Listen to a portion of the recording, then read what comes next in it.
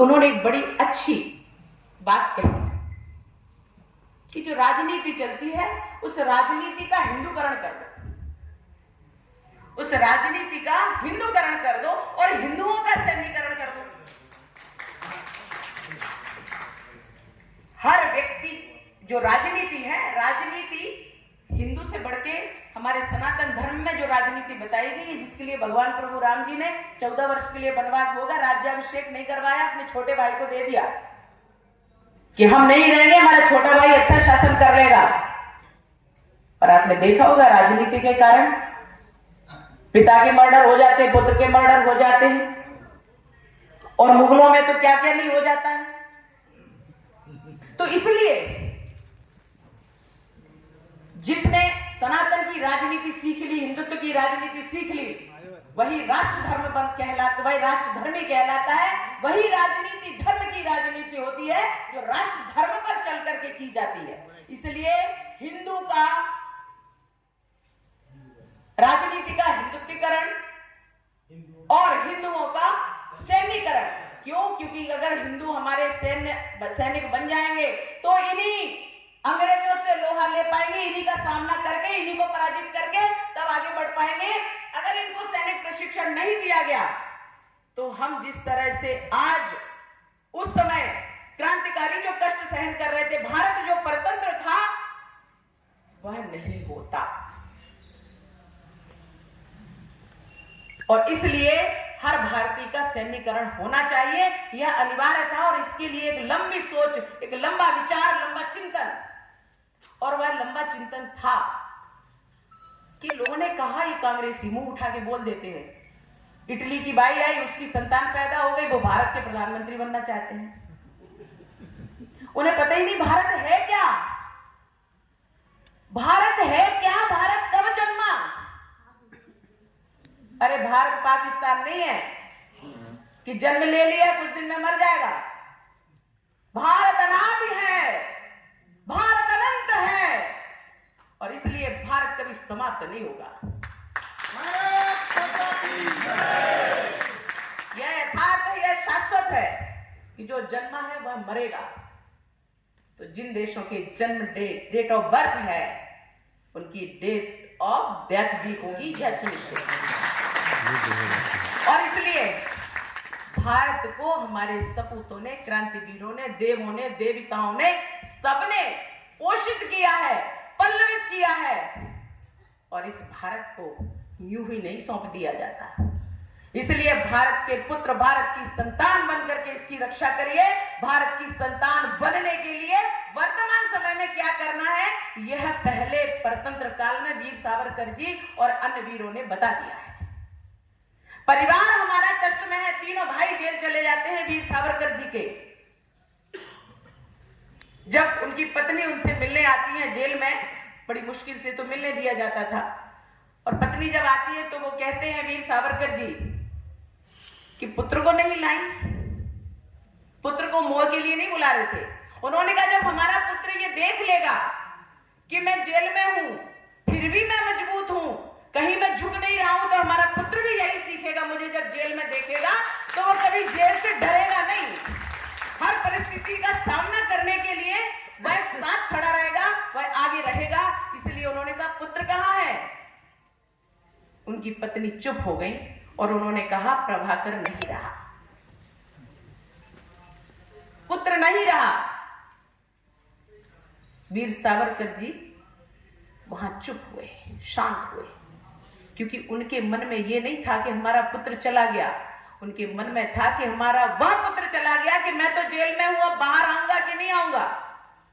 लेकिन एक पुत्र था, वो भी क्रांतिकारी बनता और वो नहीं बन पाया, इस बात का कष्ट था उनको। इसे कहते हैं क्रांतिकारी। हमने सुना कई सैनिक जो अपने को बलिदान कर दिए देश के ऊपर, ये वर्तमान समय की बात कर रही हूं, पर उनमें से कुछ सैनिक जो घायल थे वो चले गए, और कुछ सैनिकों के पिता जिन्होंने, जो सैनिक शहीद हो गए, उनके पिताओं ने कहा कहा कि मुझे कष्ट है इस बात का कि मेरा एक ही पुत्र था और वह सेना में था और आज वह बलिदान हो गया। मुझे गर्व होता अगर मेरे पास और पुत्र होते तो मैं उनको भी बलिदान कर सकता था देश की रक्षा के लिए।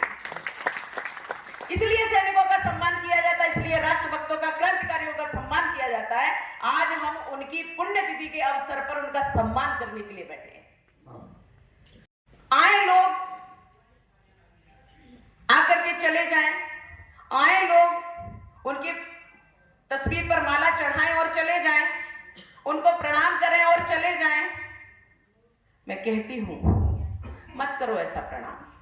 जिनके बारे में आप जानते नहीं हो, जिनको आपने पढ़ा नहीं, देखा नहीं, ये तो ठीक है क्योंकि हमारा सौभाग्य नहीं रहा कि हम उन्हें देख पाते, पर उनको पढ़ना और उनके आदर्शों पर, उनके कर्मों पर चलना ये हमारे लिए श्रेष्ठ कर है क्योंकि हम उन्हीं के आधार पर दी हुई स्वतंत्रता के ऋणी हैं और यह ऋण हमें चुकाना पड़ेगा। और आप मत सोचिए कि आज हम स्वतंत्र हैं, बिल्कुल मत सोचिए कि हम स्वतंत्र हैं क्योंकि हमें स्वतंत्रता भी जो मिली वह भी अधूरी थी। स्वतंत्रता मिली, हमसे शिक्षा छीन ली गई, स्वतंत्रता मिली, हमसे सभ्यता छीन ली गई, स्वतंत्रता मिली, हमसे संस्कार छीन लिए गए, स्वतंत्रता मिली, हमसे हमारा देश बंटवारा कर दिया गया, स्वतंत्रता मिली, हमारे चाटुकार, अंग्रेजों के चाटुकार लोगों को सत्ता पर बिठा दिया गया। ये स्वतंत्रता अधूरी है। इस स्वतंत्रता को पूर्ण करने के लिए हमें वीर सावरकर बनना पड़ेगा, जेल में जाना पड़े जाइए, पर अपने विचारों को, अपने सिद्धांतों को, अपने कर्मों को, अपने क्रांतिकारी कदमों को कभी पीछे मत हटाइए और कभी डरिए मत। मुझे जेल में ले गए, बड़ी सावधानी से बुलाया, बड़े अच्छे से बुलाया, आप आइए, एक्सीडेंट हुआ है गाड़ी का, आप बता दीजिए, हम आपको वापस कर देंगे, हम सूरत आए हुए हैं। हम पहुंच गए सूरत। हमसे कुछ लोगों ने कहा कि दीदी आप क्यों जा रहे हो? अरे पुलिस बुलाती है, ऐसे नहीं जाती, कुछ गड़बड़ होगा। मैंने कहा नहीं, पुलिस अपने कर्तव्य का पालन करती है, हमें नागरिक होने का कर्तव्य का पालन करना चाहिए। अगर हमसे पूछा गया है, हमसे हेल्प मांग रहे हैं, हमें देना चाहिए। और उन षड्यंत्रों को, कांग्रेस के षड्यंत्रों को कोई समझ पाया? लोग कहते हैं आप पार्टी का नाम क्यों लेते हो? तो जिस पार्टी ने अत्याचार किए हमें उसका नाम लेना पड़ेगा। जैसे अंग्रेजों ने अत्याचार किया हमारे क्रांतिकारियों पर, हमारे भारत पर, ऐसे ही भारत पर जिसने अत्याचार किए, सन्यासियों पर जिसने अत्याचार किए, स्त्रियों पर जिसने अत्याचार किए और हमारे धर्म पर जिसने अत्याचार किए, हमें उस पार्टी का नाम लेने में कोई संकोच होना चाहिए क्या? नहीं होना चाहिए। और नहीं लेंगे, नहीं करेंगे संकोच, खुलकर बोलेंगे। और मैंने नहीं कहा, आचार्य चाणक्य ने कहा, आचार्य चाणक्य ने कहा विदेशी महिला का पुत्र कभी भी हमारे देश में देशभक्त नहीं हो सकता। कितने वर्ष हो गए, लेकिन सदियों बीत गए, उन्होंने पहले ही कह दिया और जो वो कहकर के गए वह आज यथार्थ हो रहा है। उल्टे पुल्टे घूमे जा रहे हैं, कुछ भी बोल रहे हैं, विदेशों में जाके भारत का अपमान कर रहे हैं, लेकिन लोग हैं उनके बारे में सोचते नहीं। मैं चाहती हूं कि जैसे आज आप सचेत थे, दो लोगों ने पीछे से आवाज उठाई, गलत हुआ कुछ तो उन्होंने आवाज उठाई, तो आवाज क्यों नहीं उठ रही है? अरे आवाज उठनी चाहिए। जो हमारे देश का अपमान विदेशों में करता है उसको हम भारत में सहन नहीं करेंगे। जो अपमान हमारा देश का, हमारे देश की नीतियों का, हमारे देश के राजनीति का, हमारे देश की संवैधानिक सत्ता का जो अपमान विदेशों में होता है, हम ऐसे व्यक्ति को भारत में स्वीकार नहीं करेंगे। अरे उठाइए आवाज। वीर सावरकर जी ने उस समय, जिस समय जो अंग्रेजों का काल था, अंग्रेजों ने कहा फूट डालो, शासन करो। पहले धर्मार्थ, हमारे सब राजनीति अच्छे से चलती थी, धर्मनीति अच्छे से चलती थी, सत्ता अच्छे से चलती थी, राज्य अच्छे से चलते थे, देश अच्छे से चलता था। लेकिन जब अंग्रेज आए, उन्होंने नीतियों को बदला, फूट डालो, शासन करो। और वही फूट डालो, शासन करो की नीति भारत स्वतंत्र हुआ और उस चाटुकार के भतीजे, देश का बंटवारा करने वाले उस राष्ट्रपिता के भतीजे जो बन गए, सत्ता पर बैठ गए, उसने बिठा दिया, उन्होंने हमारे देश के व्यक्ति को बांट दिया और ऐसा बंटवारा कर दिया कि लोग आपस में वैमनस्यता पर उतर आए। अरे हमारा एक भाई अगर किसी भी प्रकार से आर्थिक तंगी से जूझ रहा है तो हम सब मिलकर के उसको ठीक कर लेंगे, सब मिलकर के उसकी आर्थिक स्थिति ठीक कर के चल देंगे। जिसको जो काम पसंद आए वो कर लेगा। अरे जो गाय पालता है उसको गोपाल कहते हैं कि नहीं? जो गाय पालता है उसे गोपाल कहते हैं। थोड़ा इसकी आवाज कम करो। जो चमड़े का काम करता है उसे चमार कहते हैं। पर किसी ने मजबूर किया कि आप चमड़े का काम करिए, और जो कहा वो जो हो रहा है वो कर दिया। जो क्षत्रिय है, क्षत्रिय का अर्थ है लड़ने वाला। सैनिक, आज जितने सैनिक सीमा पर खड़े हैं वह हर व्यक्ति क्षत्रिय है, क्योंकि उसकी अपनी कर्म से पहचान है। शास्त्रों में भी वर्णन है। पर फूट कैसे डले? तो समाज में फूट डालने के लिए इन राजनीतिक सत्ताधीशों ने अपने अपने स्वार्थों की पूर्ति की है। स्पष्ट बोल रही हूं। आज उनकी पीड़ा पीछे नहीं है, उनकी पीड़ा बिल्कुल सत्य है। और मैं राजनीति में भी हूं, बीजेपी में भी हूं, लेकिन सत्य को सत्य कहना यह दम होना चाहिए। अगर अंग्रेजों के शासनकाल में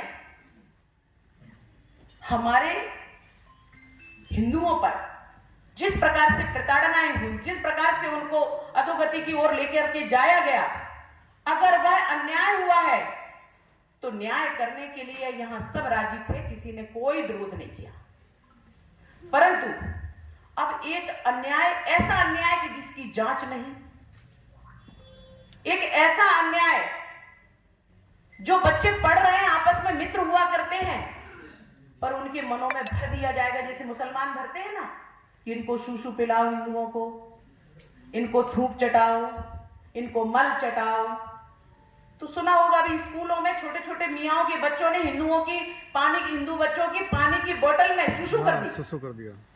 पता चला क्यों कर दी? क्योंकि उनके यहाँ सिखाया जाता है। पर सच बताइए, हिंदू, मैं पूरे हिंदुओं की बात कर रही हूं, किसी वर्ग विशेष की बात नहीं कर रही हूं, सभी हिंदुओं के यहाँ कभी सिखाया जाता है? तो हम हिंदू हैं, हम में भेद नहीं होना चाहिए, पर जो मुस्लिम हैं उनमें और हम में, दोनों में अंतर है, तो यहां भेद है। इस भेद को हम मानते हैं। जो राजनीति के द्वारा जो वर्ग भेद फैला दिया जाता है, लोगों के बीच जो विद्वेष फैला दिया जाता है, हम उसको गलत मानते हैं। लेकिन मुस्लिम और हिंदुओं में जो भेद है, वह भेद होना ही चाहिए, इसका मैं समर्थन करती हूं। जहां अन्याय हो रहा है, प्रतिकार अवश्य करना चाहिए, लेकिन जहां अन्याय हम कर रहे हैं उसके बारे में विचार करके उसको परिवर्तित करना चाहिए। इसे क्रांति कहते हैं। हमें अपना भी आकलन करना चाहिए और उसके बाद हमारे अंदर जो क्रांति की विचारधारा उत्पन्न होगी, क्रांति उत्पन्न होगी, उसको हमें स्वीकार करके चल पड़ना चाहिए। उसे हम क्रांतिवीर कहेंगे। तो ये हमें करना है, और इसको करने के लिए आज हम उपस्थित हुए हैं। ब्रिटिश सैनिकों का भारत में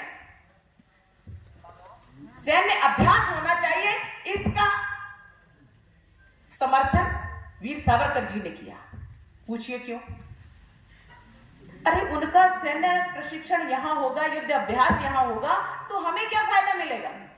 अरे उसमें फायदा था हिंदुओं का, फायदा था भारतीयों का, फायदा था भारत का और क्रांतिकारियों का। वह फायदा ये था, वह लाभ ये था कि जब यहां युद्ध अभ्यास होगा तो हमारे जो भारतीय सैनिक हैं वह प्रशिक्षित हो जाएंगे और अन्य जो भारतीय हैं वो भी यहाँ प्रशिक्षित हो जाएंगे।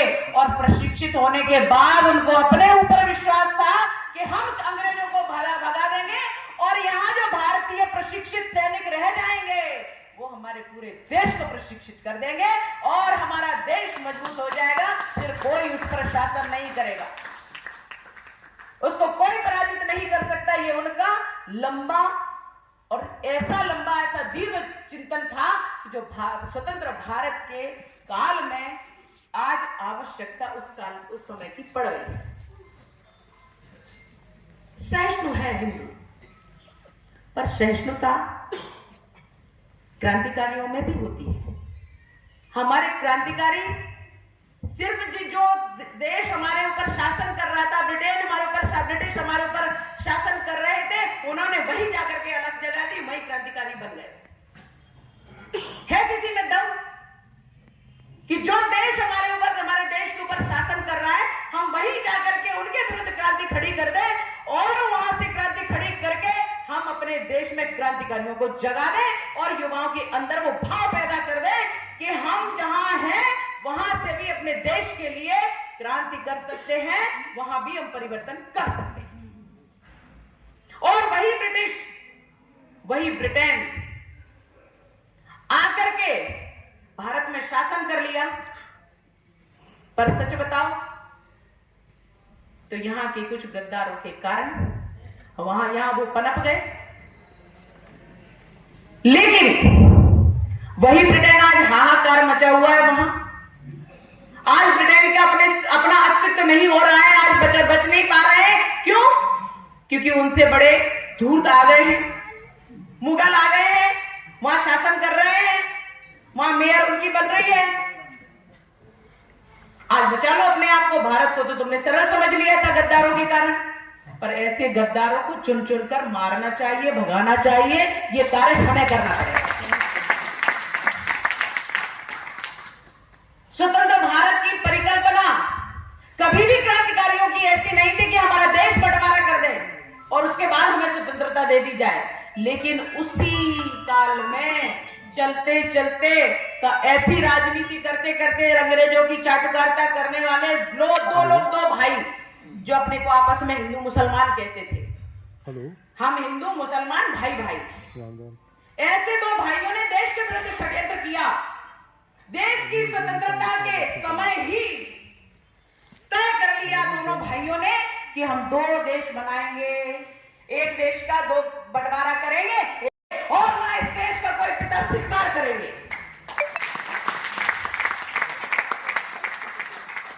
राजनीतिक गलियारों में जाइए, आपका अधिकार है, राजनीति में जाकर के राजनीति को स्वच्छ करिए, अपनी बात यथास्थान कहिए, उसके लिए क्रांति करिए, उसके लिए आंदोलन करिए, जो संवैधानिक है वह नियम अपनाइए, पर अपने विचारों को कभी मरने मत दीजिए। जो सत्य है उसको स्वीकार करिए, उसके लिए डट जाइए। हमसे कहा एडीएस ने, तुम तो कुछ नाम ले दो, तुम्हें हम छोड़ देंगे। तो किसके नाम ले दो, क्या कर दो, क्या हो गया? हमें पता ही नहीं था हुआ क्या, हमें क्यों ले गए। तो मैंने कहा क्या कह दो? तो उन्होंने कहा कुछ लोगों के नाम ले दो, जिनमें राष्ट्रीय स्वयंसेवक संघ के लोग थे, वरिष्ठतम लोग थे, कुछ राजनीतिक लोग थे, जिनमें माननीय प्रधानमंत्री नरेंद्र मोदी जी भी थे, उनका नाम भी ले दो, क्योंकि उस समय हम गुजरात में हुआ करते थे, इसलिए उनका नाम लो। इसलिए माननीय सुदर्शन जी का नाम लो, माननीय भागवत जी का नाम लो। अपने योगी जी, उस समय राजनीति में इतना नाम नहीं था उनका, इतना नहीं था, पर उस समय भी योगी जी का नाम था, इसलिए योगी जी का नाम लो क्योंकि वह हिंदुत्ववादी थे। जैसे अंग्रेज जेल में डालती थी किनको, क्रांतिकारियों को, उसी प्रकार से भारत में बैठी हुई कांग्रेस की सत्ता हिंदूवादी लोगों को और देशभक्त लोगों को जेल में डालती है, उस समय डालती थी।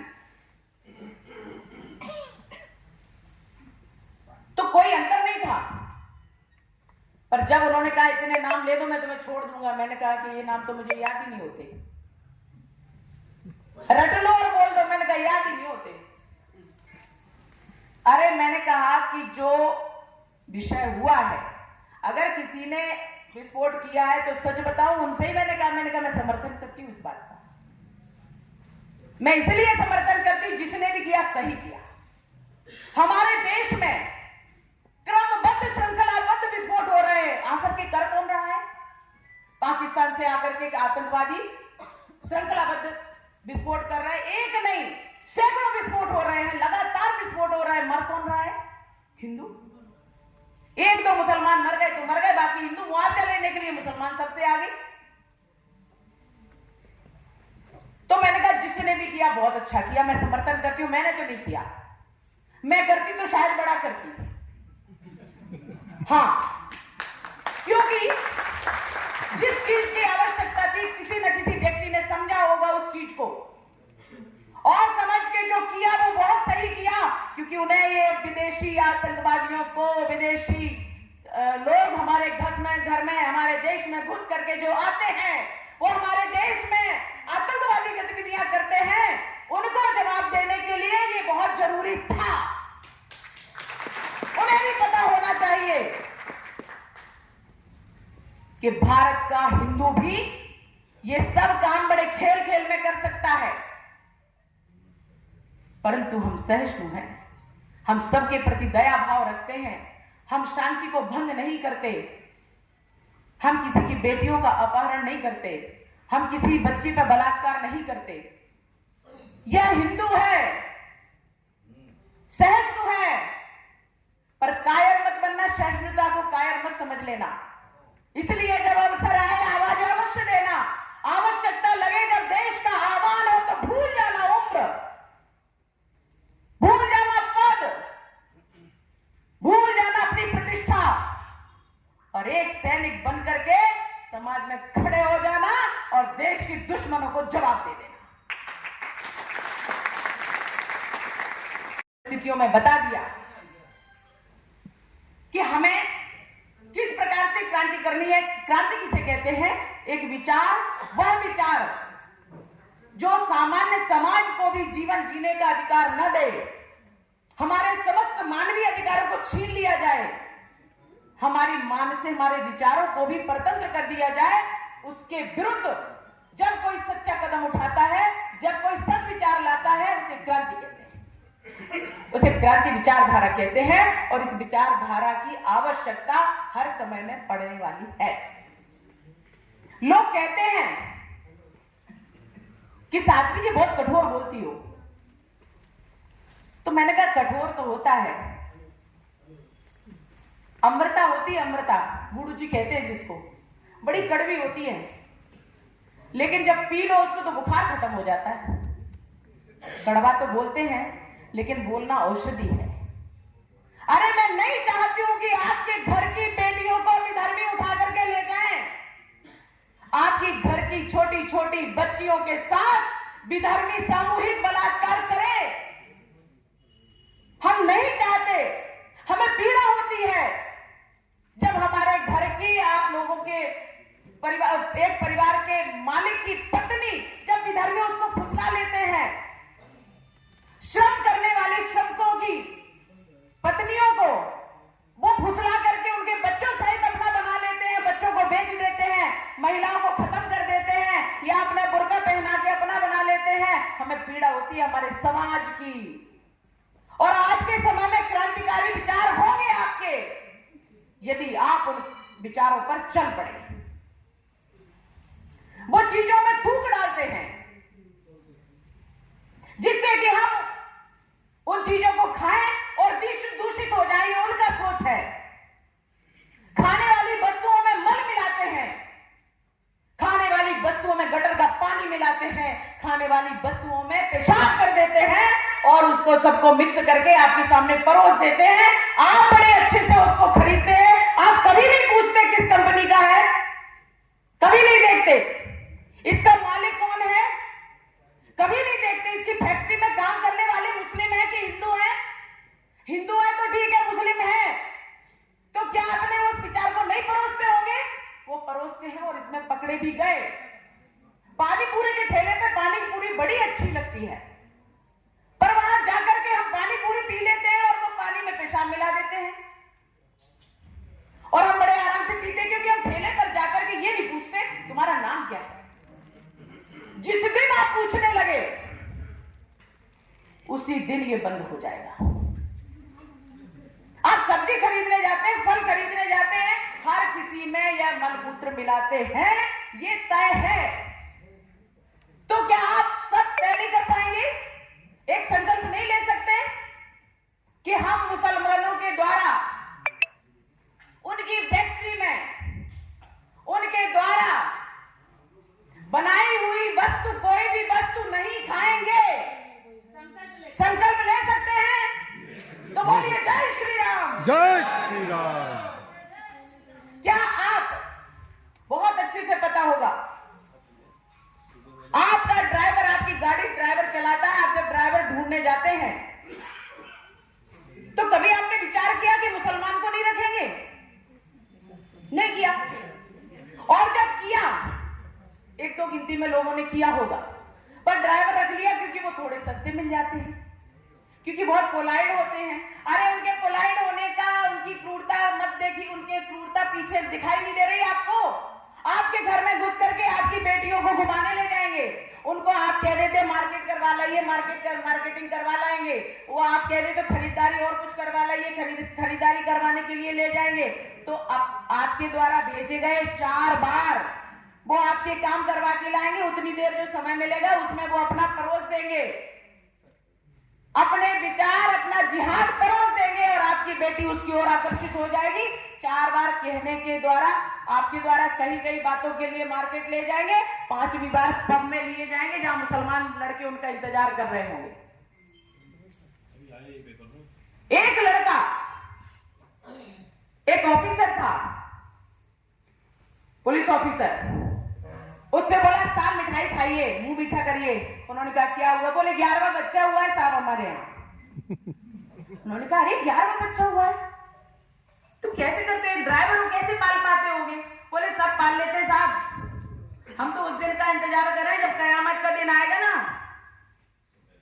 तो सबको निपटा दिया जाएगा, हम रहेंगे। भौचक का रहेगा पुलिस अधिकारी, क्योंकि पुलिस अधिकारियों को बहुत ज्यादा लगता है कि हमारे लिए सब बराबर हैं। पुलिस अधिकारियों में कोई भेद नहीं करता। हमारी सिक्योरिटी में कल एक मियां आ गया था, भगा दिया हमारी सिक्योरिटी वालों ने। व्यवहार में आना चाहिए, व्यवहार में आना चाहिए। आज हमें लेने के लिए जो गाड़ी गई उसमें मियां था ड्राइवर, भगा दिया उसको, नहीं जाएंगे हम कार्यक्रम में, लेकिन मियां नहीं, मियां के साथ नहीं जाएंगे। आज की बात कर रही हूँ, अभी की बात कर रही हूँ, लेट हुई हूं मैं। नहीं करेंगे मियां से व्यवहार। सांसद थी, कह दिया हमें ना मियां को वोट चाहिए और ना हमें मियां का काम करना है। हिंदुओं ने वोट किया, हिंदुओं का काम करेंगे। पहली सांसद थी, खुल के बोलती थी और खुल के व्यवहार करती थी। किस बात का डर? हम मानते हैं कि हम स्वतंत्र हैं क्योंकि हम स्वतंत्र विचारधारा रखते हैं। कोई पार्टी मेरे बोलने पे मुझे टिकट दे या ना दे, पर मैं बंधक नहीं हूं किसी की, गुलाम नहीं हूं किसी की। अगर पार्टी ने टिकट दिया तो जीत के दिखाया, 100 सीटें ज्यादा आई और 2% वोट बढ़ा था, इसलिए टिकट दिया गया था और इसलिए जीत के बताए सन्यासी हूं, सन्यासीगिरी करती रहूंगी। उसके लिए कोई नहीं रोक सकता। और सन्यासी का काम समाज को दिशा देना होता है। सन्यासी का काम सनातन धर्म पर चलने वालों को प्रश्रय देना, मार्गदर्शन देना और उनको सुधारना और उनकी पीड़ा से पीड़ित होकर के उनकी पीड़ा को दूर करने का काम समाज का और सन्यासी का होता है। वो हम सन्यासी कर लेंगे।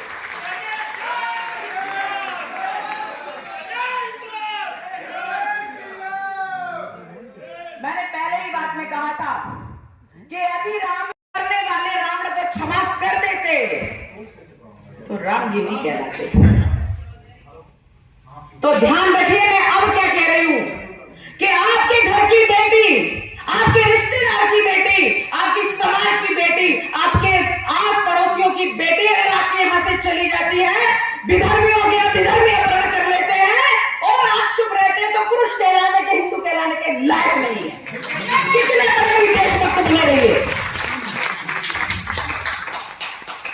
इसलिए चेतावनी देती हूं, ये समय है वीर सावरकर जी के विचारों पर चलने का। जिस समय जो परिस्थिति होती है उसमें वीर सावरकर जी बन जाइए, उसमें क्रांतिकारी बन जाइए, आप समझ लेंगे कि हम अपने देश का ऋण चुका रहे हैं। क्या कहा मैंने? तब तो मैं सांसद नहीं थी। मैंने कहा हिंदू, अरे हिंदू है, जरा संतान पैदा कर लो, इस देश को संतान दे दो। बहुत पीड़ा हुई लोगों को, विधर्मियों को तो होना स्वाभाविक है, पर हमारे पत्रकारों को भी बड़ी पीड़ा हुई। उन्होंने कहा कैसी बात करती है साध्वी जी, हमारी इतनी संख्या हो गई, जनसंख्या है, उस समय लगभग 1 अरब 20 करोड़ संख्या थी, इतनी संख्या है, आप कैसी बात कर रही है? मैंने कहा मैं तो हिंदुओं से कह रही हूं, अरे मैं जिस कार्यक्रम में आई हूं वहां जो लोग बैठे मैं उनसे कह रही हूं, एक संतान नहीं चाहिए, कम से कम 5-7 संतानें आपके होना चाहिए। एक दो देश के लिए भी होना चाहिए, समर्पित कर दो देश के लिए, 1-2 धर्म की रक्षा के लिए भी होना चाहिए, 1-2 देश की रक्षा के लिए भी होना चाहिए, 1-2 आपके पालन पोषण बुढ़ापे में करने वाले भी होना चाहिए, और 1-2 तो समाज में अच्छे विचार फैलाने वाले भी होना चाहिए। 7 संतानों वाला परिवार बिखर जाए समाज में और समाज का कल्याण हो जाए, ऐसी संतानें हमें चाहिए। अरे आप पैदा कर दीजिए, आप कहते हमारे यहाँ खाने को नहीं है, वो कहते हैं खुदा पैदा करेगा तो खाने को भी देगा।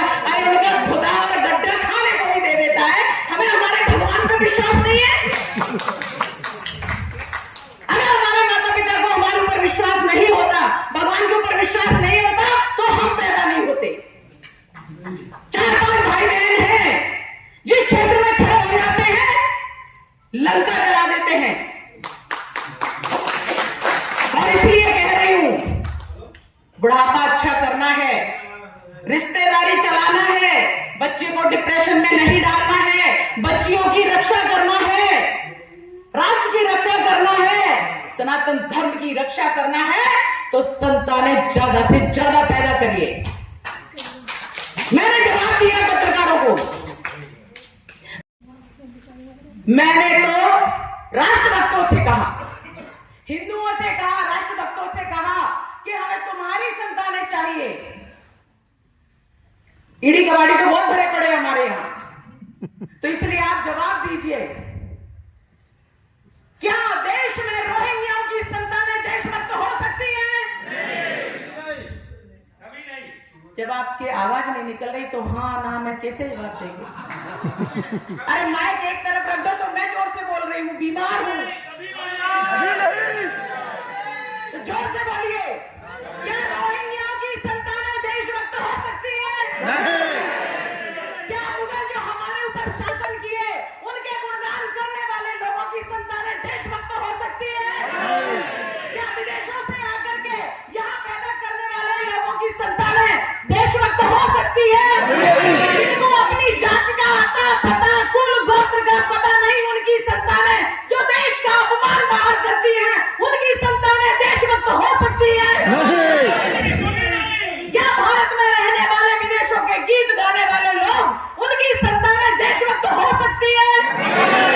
क्या हमारे देश में रह करके ज्यादा संतानें पैदा करके उसमें जिहाद करने वाले लोगों की संतानें देशभक्त हो सकती है? भारत में रहने वाले देशभक्त क्रांतिकारी देशभक्तों को आतंकवादी कहने वाले लोग, भाजपा को आतंक कहने वाले लोग, हिंदुत्व को आतंकवाद कहने वाले लोग, वीर सावरकर जी को आतंकवाद कहने वाले लोग, माफी वीर कहने वाले लोग, क्या देशभक्त हो सकते हैं? अगर नहीं हो सकते, संकल्प ले लो, हम ऐसे लोगों को ना घर में, ना परिवार में, ना रिश्तेदारों में, ना शहर में, ना गांव में, ना समाज में, ना प्रदेश में और ना देश में स्वीकार करेंगे। हमें ये तय करना पड़ेगा। भगवा को आतंकवाद कहा, लेकिन भोपाल में ऐसा व्यक्ति खड़ा हो गया। मैं तो राजनीति, दलगत राजनीति कभी नहीं करना चाहती थी, पर जब वो खड़ा हो गया तो मुझे लगता था कि शायद ये मुझे कह रहा है कि तुम मुझसे युद्ध करो। मेरे अंदर का शत्रु तो जाग गया। सच बता रही हूं, मुझे लगा कि इसको तो रगड़ के फेंक देना चाहिए। जब मेरे पास ये प्रस्ताव आया तो सच बताओ, मेरे गुरुदेव ने आदेशित किया कि तुम्हें राजनीति करना है और तुम्हें ये युद्ध लड़ना पड़ेगा, तुम्हें स्वीकार करना पड़ेगा, ना नहीं करोगी। मैंने गुरुदेव का आदेश स्वीकार किया और मैंने कहा अब मैं युद्ध लड़ूंगी। एक मीडिया चैनल ने मेरा इंटरव्यू लिया, उसने कहा कि अगर वो आपके साथ वो खड़ा है और आपको खड़ा कर दिया जाए तो इनको रगड़ कर फेंक दूंगी।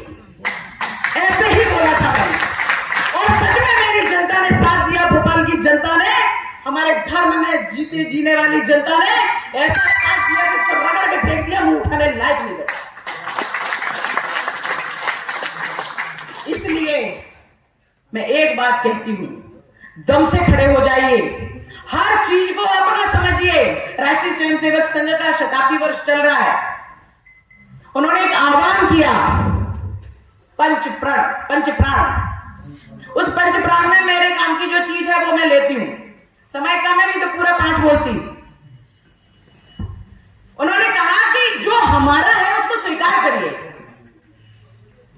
जो हमारा है उसको स्वीकार करिए। उन्होंने कुछ गलत नहीं कहा। तमाम दुर्विचार रखने वाले लोग उनको गलत बोलते हैं, पर मैं कहती हूं कि जो हमारा है उसको स्वीकार तो करना पड़ेगा, नहीं तो डीएनए टेस्ट करा लो। अगर मेरी मां भारत मां है, करा लो डीएनए टेस्ट। अगर मेरी मां भारत माता है तो हमें कहने में शर्म है क्या? और अगर मेरी मां भारत माता है तो उसकी रक्षा करने में, उसका तमाम वो बनाने में क्या हमें शर्म आनी चाहिए? अगर नहीं आना चाहिए तो हमें भारत माता की रक्षा के लिए तैयार होना चाहिए। अगर होना चाहिए तो हो जाए, फिर कहां विवाद? यही तो चाहते हैं कि स्वीकार करिए।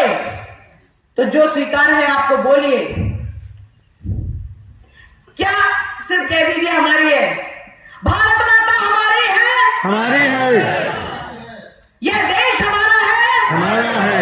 यहाँ की नदियां हमारी हैं, हमारी है। यहाँ का सूर्य हमारा है, हमारा है। यहाँ का चंद्र हमारा है, हमारा है। हिंदू हमारा है, हमारा है। सनातन धर्म हमारा है। जोर से बोलिए, हमारा है। हमें सुनाई नहीं पड़ेगा, हम भाई की बात बोलते रहेंगे। हमारा है।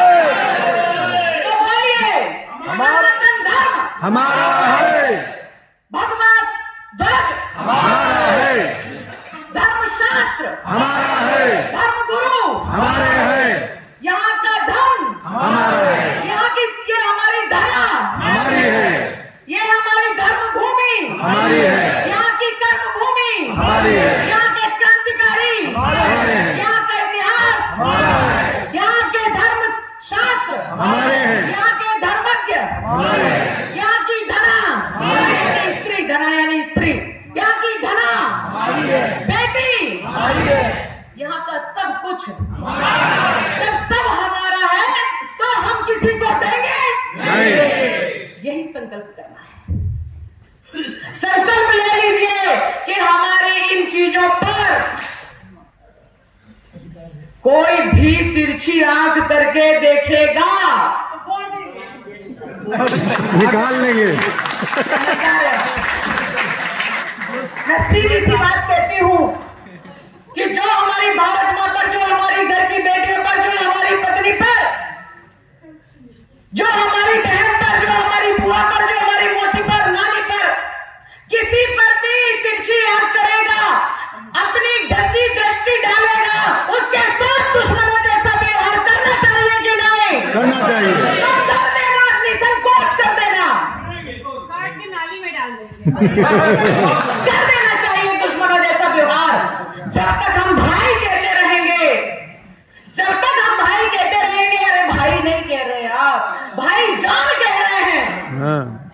तो जब तक आप भाईजान कहेंगे वो आपकी जान के दुश्मन बने रहेंगे। इसलिए अपनी जान बचाना है तो जान नहीं भाई कहना छोड़ दीजिए, आपकी जान बच जाएगी। आपको समझ में आ जाएगा हमारे सामने वाला भाई नहीं खड़ा, क्योंकि उनके यहाँ बहनें भी नहीं होती, उनके यहाँ तो अम्मा भी नहीं होती, उनके यहाँ कोई रिश्ते नहीं होते, उनके यहाँ तो अगर कोई होता तो सिर्फ बीवी होती है, और वो कितनी भी हो सकती है। हमें किसी की कुसंस्कृति नहीं अपने को अपनाना है, लेकिन छोड़ दो ऐसे लोगों को जिनके यहाँ ना लड़की होती है, ना भाभी होती है, ना चाची होती है, ना माता होती है, ना अन्य कोई होती है, तो वो वंदे मातरम क्या बोलेंगे? क्यों पीछे पड़े हैं हम वंदे मातरम बोलवाने के? एक बात कह दीजिए, जो भारत में, यदि भारत में रहना है तो वंदे मातरम कहना होगा, कह दीजिए। और जिनको नहीं कहना है वो अपना अंतकाल कर ले, जहां भी करना हो। हमारे यहाँ जो वंदे मातरम कहेगा वो रहेगा। यह संकल्प लेकर के चलना पड़ेगा, तब हम अपनी परेशानियों से अपने को, समाज को, परिवार को, देश को बचा सकते हैं। आप लोगों ने सुना होगा हमारे हिंदू भी, जिनको बुद्धिहीन, गरीब से जो बुद्धि से गरीब होते हैं उन्हें गरीब कहते हैं। ऐसे बुद्धि से गरीब लोग रोजे अफ्तारी करवाते हैं, रोजा अफ्तारी करते हैं और पवित्र महीना मानते हैं। मैं कहती हूं, आपको पता है कि ये रोजे क्यों रखे जाते हैं? किसी को बताओ तो जरा बता दीजिए, किसी को भी बता दीजिए, हाथ ऊपर कर दीजिए। रोजे क्यों रखे जाते भैया? हाँ, आपका उत्तर आ गया। आप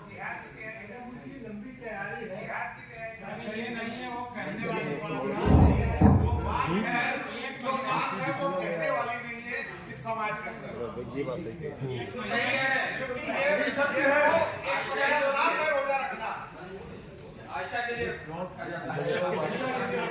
तो भैया मैं नहीं करूं, मैं सन्यासी हूं, ना मैं गृहस्थ हूं और ना ब्रह्मचारी हूं। हमारी कोई मर्यादा नहीं, समाज और देश के लिए मैं स्पष्ट बोलती हूं। एक लड़की 5 साल की जिससे इनके पैगंबर ने शादी की और 5 साल की बच्ची कुछ नहीं समझती, जब वो 9 साल की हो जाती है उसके साथ गलत हरकत करता है तो वो लड़की रोती है और चिल्लाती है, घर में चिल्लाने लगती है हमारे साथ गलत कर रहा है, क्योंकि 9 साल की बच्ची को कुछ समझने आने लगता है। वो चिल्लाती है, घर में जाके फैल जाती है, सबके सामने कहती गलत कर रहा है, ये गलत कर रहा है, गलत हरकत कर रहा है, हमारे साथ ऐसा कर रहा है, वैसा कर रहा है। तो सब उसको मनाने लगते हैं। 55-60 साल का व्यक्ति 9 साल की बच्ची के साथ अत्याचार करने लगता है तो उसके परिवार के लोग उसको मनाने लगते हैं। अच्छा, उसकी भी जिद थी कि उसने तय किया कि हम इसी उम्र में इसके साथ गलत काम करेंगे और वह करता रहा। उसने जब ये प्रयास किया, प्रयास में जब असफल रहा, वह लड़की बिलखती थी और वह रोती थी और गलत हरकतों के कारण, तो इतने दिन, महीना भर का जो हो गया, ये इतना महीना लग गया उसको, महीना भर लग गया, 30 दिन लग गए इस बात को, उस लड़की को समझाने में कि ये तुम्हारा पति है, ये तुम्हारा शौहर है, तुम्हें इसके साथ जो करे वो स्वीकार करो। और जब कोई नहीं माना तो इसने अमरण अनशन कर दिया। अमरण अनशन कहते हैं उसको, यानी खाना पीना छोड़ दिया। और सच तो यह है कि रात में खाता था, छुप के खाता था, इसलिए दिन भर पानी नहीं पीता था, अन्न नहीं खाता था कि ये लड़की हमारी नहीं हो पा रही, सब लोग प्रयास करो। इसलिए ये जो महीना भर का समय है, इस पूरे महीने भर में वो दिन में कुछ खाता पीता नहीं था। तो ये कटमुल्ले भी खाते पीते नहीं, दिन में नहीं खाएंगे। वो रात में चोरी से खाता था, इसलिए ये भी चोरी से खा लेंगे। रात भर खाएंगे, सवेरे 4 बजे फिर खा लेंगे और दिन में दिखाएंगे मेरी तो रोजी ये रोजा रख रहे हैं। और रोजा क्यों रख रहे थे? कि वो लड़की इनकी नहीं हो पा रही थी। और विधर्मी, चरित्रहीन, गिरे हुए लोग, नीच लोग जिस दिन वो लड़की के साथ ये जबरदस्ती करता है और वह लड़की कुछ नहीं कह पाती क्योंकि उसकी माँ के लोग आते हैं और वो उसको समझाते हैं अगर तुम इनकी नहीं हुई तो मार दिया जाएगा। वो लड़की डर के कारण कुछ नहीं कहती, रोती चीखती है और जब उसके साथ सहवास कर लेता है वो व्यक्ति 55-60 साल का व्यक्ति 9 साल की बच्ची के साथ, उस दिन सुबह साले सबके सब कटमुल्ले गले मिलते हैं, ईद मुबारक ईद मुबारक ईद मुबारक। सत्य। आप स्वीकार करेंगे इसको? आप अपने बाजू में बिठाएंगे उनको? आप उनके आगा खाएंगे, खिलाएंगे, रोजे अफ्तारी करवाएंगे? मैं तो कहती हूँ अपर्णा जी बहुत मानसिक तनाव सहन कर रही होंगी, मानसिक प्रताड़ना सहन कर रही होंगी क्योंकि उनके परिवार में तो ये कह दिया टेढ़ी नाक वाली ने कि मुसलमान जो है वही हमारी बेटी है, जो मुसलमानी लड़कियां हैं वही इनकी बेटी है, बहन है। वो भले ही नहीं माने लेकिन ये मान लेंगे।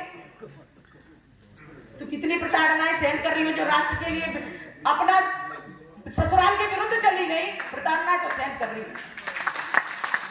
मैं धन्यवाद देती हूँ और आपको शपथ देती हूँ कि आप कभी भी किसी भी परिस्थिति में उस परिवार की विचारधारा के तो साथ मत मिलना जो हिंदुओं का नहीं हुआ, जो समाज का नहीं हुआ। समाजवादी पार्टी के बने बैठे पार्टी चला रहे हैं, हम समाजवादी हैं। अरे मैं कहती हूं कि इम्पल डिम्पल को छोड़ के जरा इनको वहां से चुनाव लड़वा दो, क्या ये हार जाएंगे? लड़वा देते, क्यों उन्हें भाजपा में आना पड़ता? जहां राष्ट्रवाद नहीं है, जहां जरा भी राष्ट्रवादी विचारधारा के विचार हुए, संस्कार हुए, वो व्यक्ति वास्तव में छोड़ के चला आएगा जैसे अपर्णा जी ने छोड़ दिया। मैं बधाई देती हूं उनको। और उस प्रताड़ना के लिए जो वो सहन करती होंगी प्रतिदिन, उसके लिए भी मेरी सहानुभूति है आपके साथ। आवश्यकता लगी तो साथ भी है। पर सच बताओ अपर्णा जी, कभी भी धर्मी मत बनना। एक बार जिसने धर्म का रास्ता पकड़ लिया है अब उसका विधर्मी बनना बिल्कुल अच्छा नहीं लगेगा और बिल्कुल स्वीकार्य नहीं होगा। इसलिए अच्छे मार्ग पर चलिए, सदमार्ग पर चलिए। और जिन विधर्मियों के यहाँ त्योहार ऐसे मनाए जाते हैं, 9 साल की बच्ची के साथ बलात्कार ही हो सकता है, उसका सहयोग कभी नहीं हो सकता। इसलिए समाज में आप लोग नहीं बोल पाएंगे, सन्यासी बोल लेगा क्योंकि सन्यासी को समाज की चिंता है। और मैं कहती हूँ खुल करके विरोध करिए इन चीजों का, कभी साथ मत दीजिए। रोजा इफ्तारी चोरी से खिलाना कभी नहीं करिए। राजनीतिक पार्टी का नुकसान होता है, सीटों का नुकसान होता है, हो जाने दीजिए। आप लोग संतानें पैदा करिए, हिंदू ही बनेगा राजनेता, मुसलमान कभी नहीं बन पाएगा। पर एक बार संतान को पैदा कर दीजिए कि अगर आपके पास खिलाने को नहीं है, उसको पालने के लिए धन नहीं है, अगर आपके पास कर्म करने की भी शक्ति नहीं है, तो सिर्फ हिंदू राष्ट्र भक्तों आप संतान पैदा करिए। हम जैसे सन्यासी अपने आश्रमों में उनको पाल भी लेंगे, उनको बड़ा भी कर देंगे, उनको पढ़ा भी लेंगे, उनको धर्मशास्त्री भी बना देंगे, उनको देशभक्ति भी सिखा देंगे और देश के समाज में छोड़ देंगे तो देश की धर्म की रक्षा करेंगे, आपकी रक्षा करेंगे और हिंदू समाज की, हिंदुत्व की और सनातन धर्म की रक्षा करके इस देश को परम वैभव पर पहुंचा लेंगे। हिंदू है तो हिंदू को समझ लीजिए, हिंदू है तो हिंदू मान लीजिए अपने को। और जो आवश्यकता आज देश को, धर्म को है, वह कर लीजिए। राजनीति तो अपने आप सुधर जाती है। जिस वोटों के लिए मुस्लिम लड़कियां उनकी हो गई, जिन वोटों के लिए देश का बंटवारा हो गया, जिन वोटों के लिए चाहे कोई सबका साथ सबका विकास कह लेता है, पर सच बताओ हिंदुओं के साथ ये गलत नहीं हो रहा क्या? सच बताऊं तो वोट हिंदू करता है। सच बताऊं तो हिंदू सोचता है। सच बताऊं तो हिंदू ही आपके जय जयकार करता है। वो तो सिर्फ मुआवजा लेने के लिए, सिर्फ आपके द्वारा दिया गए टैक्स, उसके लिए पैसा लेने के लिए लाइन में खड़े रहने वाले लोग हैं, वो कभी देश के नहीं हो सकते। इसलिए सीधा सा हिंदू हिंदू है और जो कहे नहीं हम हिंदू भाई भाई तो कहना जा मर जा, तू भी चला जा हमारे इधर से, लेकिन हम और लोगों को नहीं मरने देंगे, और लोगों को नहीं जाने देंगे, विधर्मी नहीं बनने देंगे। ये संकल्प लेना होगा, भले हमारा खास भाई क्यों ना हो। इसलिए अपनी जान बचाना है तो भाई को छोड़ देना, अगर अपनी बेटियों की रक्षा करना है तो सहिष्णुता भी छोड़ देना, अगर अपने सनातन धर्म की रक्षा करना है तो तमाम ऐरे गहरे लोगों के द्वारा सर्वधर्म समभाव ये भावना छोड़ देना। धर्म सिर्फ एक है, वह है सनातन धर्म, जो संविधान में भी लिखा है। बाकी के मत और पंथ हैं वो हमारे लिए स्वीकार है। हिंदू धर्म में भी तमाम संप्रदाय हैं, हम भी शैव हैं, कोई वैष्णव होता है, कोई शैव होता है, कोई हमारे गुरु हैं तो हम अपने गुरु की विचारधारा को मानने लगे, हम उनकी तरह से पूजा पाठ करने लगे, वो हो जाता है, अपने अपने गुरु को मानने लगते हैं, गुरुपंथी होता है। लेकिन धर्म एक है और वह है सनातन धर्म। अगर धर्म छोड़ा तो विधर्मी, और जो धर्म में है वह धर्मी यही है और कुछ है ही नहीं इस देश में। इसलिए कुछ ज्यादा कहा हो तो भी स्वीकार करना, कम कहा है तो फिर बोलेंगे बाद में आने के बाद, लेकिन बात को स्वीकार करना और अपने संतानों से कहिए, और जो इस समय संतान पैदा कर सकते हैं वो करिए, और अपनी संतानों से कहिए देश के लिए जनता को पैदा करिए, देश के लिए संतान पैदा करिए, देश को संतानों को देशभक्त बनाइए, धर्मभक्त बनाइए और क्रांतिकारी बनाइए, देश को संभाल लीजिए, परम वैभव पर पहुंचा दीजिए। यही आपसे हमारा निवेदन है, आग्रह है। भारत माता की जय।